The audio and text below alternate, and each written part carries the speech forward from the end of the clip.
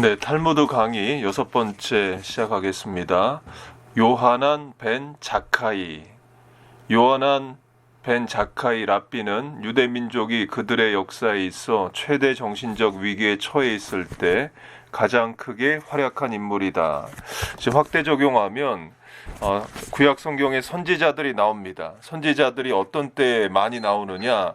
나라가 위기에 처해 있을 때, 망하기 직전에, 전쟁의 때에 선지자들을 하나님이 보내셔요. 그 위기의 때에 하나님이 하나님의 일을 하십니다.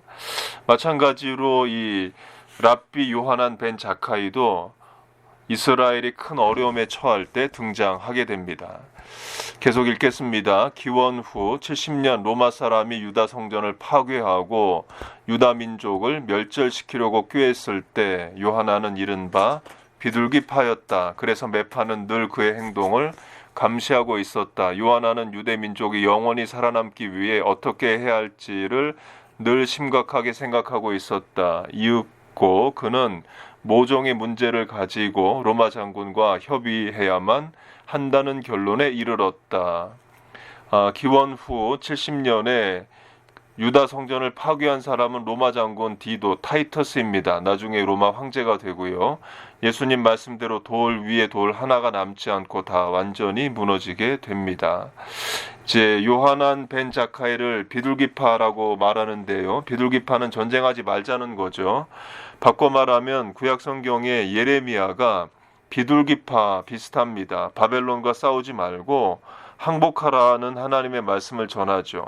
그러니까 매파 입장에서 볼 때 예레미야는 매국노 비슷한 거예요. 그러나 이기지도 못할 싸움을 하고 하나님이 정하신 멸망 앞에 회개하기보다는 저항하다가 남한국 유다는 결국 망합니다. 그런데 그 즈음에 유다인들은 모두가 예루살렘 성 안에 포위되었을 때이므로 출입이 불가능했다. 그러나 요하나는 탈출하기 위해 계교를 꾸몄다. 앓는 신용을 했던 것이다. 그는 대랍비였으므로 많은 사람들이 문병을 왔다. 곧 이어 그가 사경에 임박하였다는 소문이 퍼졌고 잠시 후 그가 사망했다는 소문이 돌았다. 제자들은 그를 관 속에 넣어 예루살렘 성벽 사이로 가져가려고 했다. 그러나 예루살렘 성벽 사이에는 묘지가 없었으므로 성 밖에다 매장할 수 있도록 허가원을 제출했다. 그런데 매파의 수비병들은 요하난이 죽었다는 데 대해 의심을 품고 칼로 시체를 찔러보겠다고 했다. 그러나 유대인들은 시체를 직접 눈으로 보지 않는 것이 습관이므로 시체를 확인하지 않은 채 관 위에서부터 칼로 내리 찌르려고 했다. 제자들은 그렇게 하면 돌아가신 이를 모독하는 짓이 되어 하며 필사적으로 대들었다. 대개는 관을 밖에다 방치해 두는 것이었지만 제자들은 선생님은 대랍비였으므로 정중히 묻어드려야 합니다. 라면서 물고 늘어졌다. 이리하여 그들은 로마군 전선 쪽으로 향하게 되었다. 그런데 로마 전선에 이르자 로마의 군인들 역시 칼로 관을 찔러보겠다 하며 칼을 뽑아 찌르려 했다. 다급해진 제자들은 만일 로마의 황제가 붕어했다면 귀관은 칼로 관을 찌르겠소. 우리는 전혀 무기도 가지고 있지 않지 않소라고 우겨댔다. 이윽고 전선을 빠져 후방까지 오는데 성공하였다. 랍비는 관을 열고 나와 로마 사령관을 만나고 싶다는 뜻을 전하였다. 로마 사령관 앞에 나간 랍비는 그를 응시하며 말하였다. 나는 귀하에게 황제에게 대하는 것과 똑같은 경의를 표하는 바입니다. 황제와 같다는 말을 들은 사령관은 황제를 모욕하고 있다며 꾸짖었다. 그러자 랍비는 잘라 말하였다. 아니요, 내 말을 믿으십시오. 귀하는 반드시 다음번 로마 황제가 됩니다.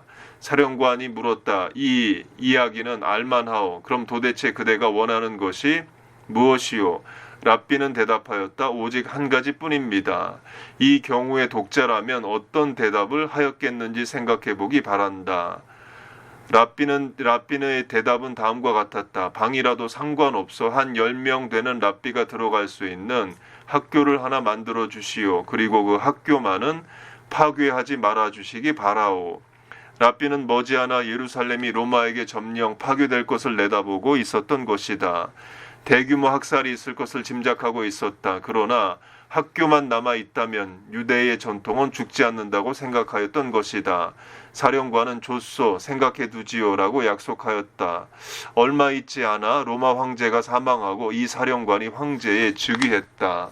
그 황제는 작은 학교 하나만은 부수지 말라고 명령하였다. 그때 그 작은 학교에 남아있던 학자들이 유다의 지식과 전통을 지켰다. 전쟁이 끝난 후에 유대인의 생활 양식을 이어준 것도 그 학교였다. 요하나는 말했다. 착한 마음을 간직하는 것이 최대의 재산이다. 유대인의 제단에는 돌밖에는 사용하지 않는다. 금속은 절대로 사용하지 않는다. 금속으로는 무기를 만들 수가 있기 때문이다. 제단은 하나님과 인간 사이에 평화를 가져다 주며 동시에 하나님과 인간 사이를 동아리 지우는 상징이다. 결국 말을 하지 못하는 돌마저도 하나님과 인간 사이를 결속시킬 수가 있는 것이다. 요하나는 말한다. 그대는 인간이므로 남편과 아내 사이, 나라와 나라 사이에 평화를 가져올 수가 있다. 네, 다음으로 랍비 아키바입니다. 곧 그 힐렐, 랍비 아키바, 요하난 벤 자카이 이 세 명을 유대교 역사의 3대 랍비로 칭합니다. 랍비 아키바는 탈무드 안에서 최고의 존경을 받는 랍비이다. 그는 유대민족의 영웅이기도 하다. 그는 어느 큰 부자에게 양치기로 고용되어 일하였었다. 그러던 가운데 그 부자의 딸과 눈이 맞아 둘은 아버지의 반대를 무릅쓰고 혼인을 하였다. 딸은 집에서 내쫓기지 않을 수 없었다. 아키바는 가난하여 학교에 다니지 못하였으므로 거의 읽고 쓰지를 못하였다. 아내가 남편에게 말하였다. 한 가지 소원이 있습니다. 제발 공부를 하셔요. 그래서 그는 어린아이들과 함께 학교에 다니게 되었다. 평강공주와 온달 비슷합니다. 13년 동안 학교에서 배우고 돌아왔을 때 그는 당대에서 가장 우수한 학자로서 명망을 얻고 이름이 알려져 있었다. 그 다음 해에 그는 탈무드의 최초의 편집자가 되었다. 그는 의학과 천문학에 정통하였으며 수개국어를 구사하였고 유대인의 사절로 선출되어 로마에 내왕하였다. 기원 후 132년 로마의 지배에서 벗어나려고 일으킨 독립 반란 때에 그는 유대인들의 정신적 지도자였다. 이 반란이 진압되자 로마는 유대인으로 학문하는 자는 누구든 가리지 않고 사형에 처한다고 포고하였다. 로마인들은 유대인이 유대인답게 되는 것이 책에 있기 때문임을 파악하고 있었던 것이다. 이때의 아키바는 다음과 같이 여우 이야기를 하였다. 어느 날 여우가 시냇가를 거닐다가 물고기가 다급하여 헤엄치며 맴도는 것을 목격하였다. 여우가 물었다. 왜 그렇게 황급하게 헤엄치며 돌고 있지? 물고기가 대답하였다. 우리를 잡으려는 그물이 무섭기 때문이랴. 여우는 다시 말하였다. 그러면 이리로 나오지 그래. 언덕에 오면 내가 지켜줄 테니 아무 걱정이 없을 거야.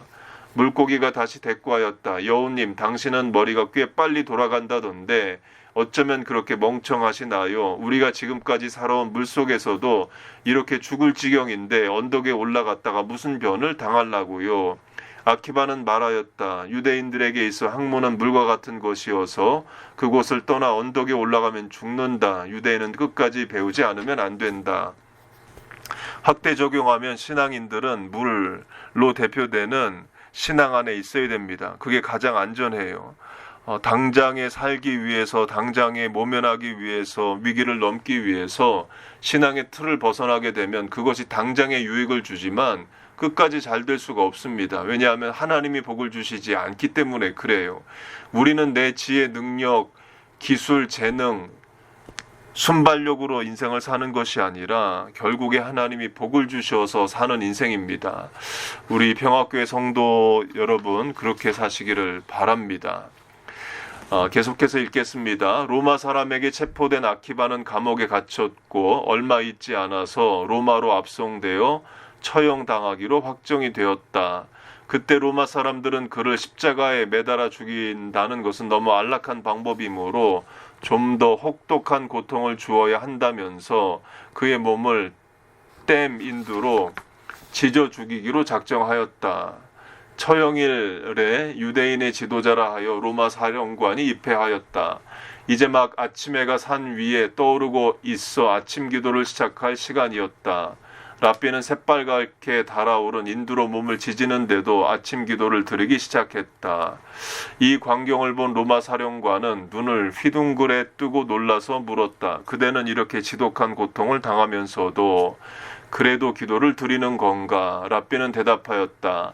나는 하나님을 사랑하기 때문에 기도를 드리는 것이요. 그런데 지금 이렇게 죽음을 맞이하면서도 기도 드릴 수 있는 나 자신에게서 진정으로 하나님을 사랑하는 나의 모습을 발견하게 되니 참으로 기쁘오. 조용히 말을 마치자 그의 생명의 등불은 잦아졌다. 마치 사자굴에 들어가면서도 믿음을 지키는 다니엘을 보는 것 같고 풀무불, 퍼니스, 용광로에 들어가면서도 믿음을 지키는 사드락, 메삭, 아벳느고를 보는 것과 같습니다. 좋은 신앙의 본입니다. 탈무드의 귀에는 듣는 사람의 의지와는 상관없이 온갖 정보가 포착된다. 이때 중요한 것은 선택이다. 이 대목에서 탈무드 이야기 가운데 우리에게 있어서 흥미로울 만한 일화 몇 편을 다루기로 한다. 일화는 사고의 재료이다. 이 재료를 일품 요리로 만드느냐, 바싹 졸여져 맛없는 음식이 되게 하느냐는 오직 독자들의 솜씨에 달렸다고 할 것이다. 청력이 인간에게 가장 오래 남는데요. 시력도 쇠하고 후각도 쇠하지만 중환자실, ICU, 집중치료실, 인텐시브 케어 유닛에 누워있을 때도 가장 반응을 안 하는 것 같아도 듣는다고 의사들이 이야기를 합니다. 그래서 우리가 끝까지 포기하지 않고 무의식 중에 있는 것 같아도 부모님을 위해서, 배우자를 위해서 예수 믿으라고 끝까지 권고하는 것에 또 의미가 있겠습니다. 기적의 사과, 어느 임금에게 외동딸이 있었다. 그 딸이 중환병을 앓아 거의 사경에 이르러 있었다. 의사는 묘약을 쓰지 않는 한 소생할 가능성이 없다고 진단하였다. 그래서 임금은 그의 딸을 고쳐 병을 깨끗게 한 자에게 그의 딸을 주어 사위를 삼고 다음 왕위를 물려주겠다는 포고를 내렸다. 성에서 먼 지방에 형제 셋이 살고 있었다. 그 가운데 하나가 마법의 만원경으로 그 포고문을 보았다. 그리고 임금의 딸을 동정하게 되어 어떻게 해서든 공주의 병을 고쳐주고자 형제 셋이서 의논을 하였다. 형제 가운데 하나는 마법의 양탄자를 가지고 있었다. 다른 하나는 마법의 사과를 가지고 있었다. 마법의 사과를 먹으면 백병이 다 낫게 된다. 여기서 잠깐 이제 마법이란 단어를 설명하면 유대인들은 표적을 구하고 헬라인들은 지혜를 구한다는 성경 말씀이 있습니다. 유대인들은 신기한 것을 굉장히 좋아한다는 거죠. 제가 전에 이스라엘에 방문을 한 적이 있었습니다. 그때 이스라엘 호텔에 머물렀었는데 그때 제가 굉장히 큰 반지를 끼고 있었어요. 그때 이제 ROTC 군복무 제대하고 난 지 얼마 안 된 때라 지금은 잃어버렸지만 그 ROTC 세돈 반짜리 금반지에 큐빅 번쩍이는 게 들어간 엄청나게 큰 반지를 끼고 있었습니다.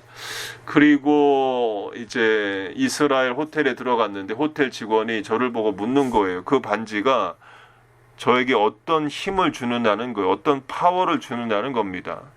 그래서 그때 깨달은 것이 참 유대인들 미신적이다. 우리 한국인들도 무속신앙의 영향을 받았지만 어느 반지가 내게 능력을 준다. 그렇게 생각은 안 하죠. 그런데 유대인, 이스라엘 사람으로 관광업에 종사하면 정식 직원이고 영어도 잘하고 하는 사람인데 반지를 보고 어떤 능력을 주느냐 이런 질문을 받고 참 안타까웠던 때가 있었습니다. 그래서 형제 셋은 왕궁으로 떠났다. 공주에게 마법의 사과를 먹인즉 그녀의 병은 거짓말같이 깨끗해졌다. 모두가 매우 기뻐하였고 임금은 연회를 베풀고 새 왕위 계승자를 발표할 작정이었다. 그런데 맏형이 말하였다. 내가 마법의 만원경으로 포고문을 보지 않았더라면 우리는 여기에 올 수가 없었어. 둘째가 말하였다. 마법의 양탄자가 없었다면 이렇게 먼 곳까지 도저히 올 수가 없었을 거야. 셋째는 이렇게 말하였다. 만일 마법의 사과가 없었더라면 공주의 병을 낫게 할 수 없었지. 만일 독자가 그 왕이었다면 이 셋 가운데서 누구를 사위로 삼았겠는가? 그 답은 사과를 가지고 있는 사나이이다. 양탄자를 가지고 있던 사나이는 여전히 그 양탄자를 가지고 있었다. 만원경을 가지고 있는 사나이도 여전히 그 만원경을 가지고 있다. 그러나 사과를 가지고 있던 사나이는 그 사과를 주어버리고 말았으므로 아무것도 가진 것이 없다. 그는 모든 것을 공주를 위해 주어버린 것이다. 탈무드에 따르면 그 뜻은 이러하다. 무언가를 베풀었을 때에는 거기에다가 모든 것을 거는 자가 가장 존귀하다. 그러니까 여기까지가 이제 탈무드의 이야기이고요. 여기에 대해 저도 랍비라고 생각을 하고 해석을 하게 하면 공주의 딸을 치유했다고 해서 꼭 결혼해야 될 의무는 없죠. 그리고 왕이라는 어마어마한 책임과 전문성이 필요한 자리에 그냥 자기 딸을 고쳐줬다고 왕으로 삼을 수는 없죠. 물론 만들어낸 이야기니까 뭐 그런 것까지 신경 쓸 필요는 없지만 그런 생각도 이제 듭니다. 근데 제가 가지고 있는 이 이야기를 읽고 드는 핵심은 타인을 위한 희생입니다. 선한 사마리아인의 비유 같고요. 그런데 이 탈무드 자체가 말하는 것은 무언가를 베풀 때는 모든 것을 거는 그 실천이 귀하다라고 말합니다. 예수님으로 확대 적용하면 예수님이 우리에게 해주신 일이 그와 같죠. 모든 것을 다 내어주셔요. 생명까지도 다 내어주십니다. 이 사순절 기간에 우리 평화교회 성도들 영육이 강건하시고 믿음을 잘 지키시고 우리 예배로 다시 모일 때 성숙하고 성장한 모습으로 다 같이 뵙기를 간절히 소망합니다.